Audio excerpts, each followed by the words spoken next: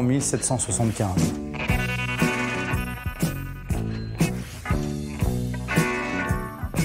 On n'est pas dans un musée, on pourrait l'être, parce qu'effectivement, on est dans ce qu'on appelle, dans chaque direction départementale de la Banque de France, la salle du Conseil. C'est dans cette salle que se tient toutes les 3 semaines la commission de surendettement des particuliers.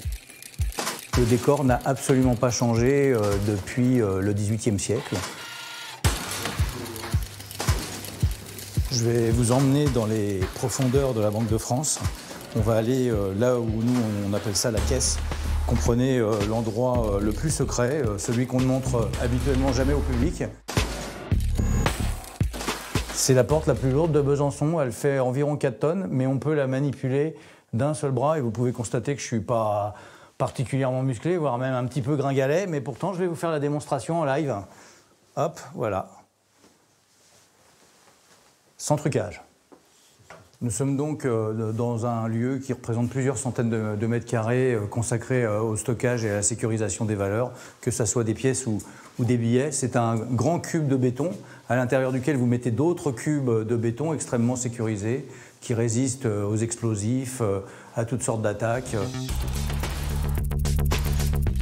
C'était effectivement des sommes très très importantes. Je ne suis pas autorisé à vous donner le montant exact, mais on a des paquets de billets, des cartons de billets et des palettes de billets. On est un grossiste en fait. Là vous avez un bel exemple de coffre d'une grande entreprise française, 100% made in France. Il a un petit nom, BF 1500. Pour bloc fort 1500, 1500 pour 1500 kg, 1,5 tonne, il pèse 1,5 tonne.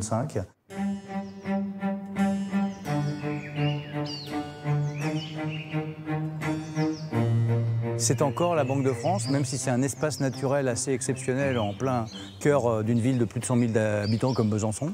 On est bien 5000 m² de verdure, d'essences rares, vous avez de l'ail des ours, vous avez une dizaine d'espèces d'oiseaux différentes. C'est assez exceptionnel, vous n'entendez aucun bruit de la circulation, si j'osais, je dirais même aucun bruit de la civilisation. Et pourtant, vous êtes à la Banque de France, dans le plus grand parc privé de la ville. À terme, ce superbe site sera mis en vente. La difficulté, comme vous avez pu le voir, c'est qu'il y a un patrimoine avec une grande valeur historique, absolument magnifique. À Épernay, la succursale est devenue un bar à champagne de luxe, et à Remiremont, c'est un très bel hôtel de luxe également.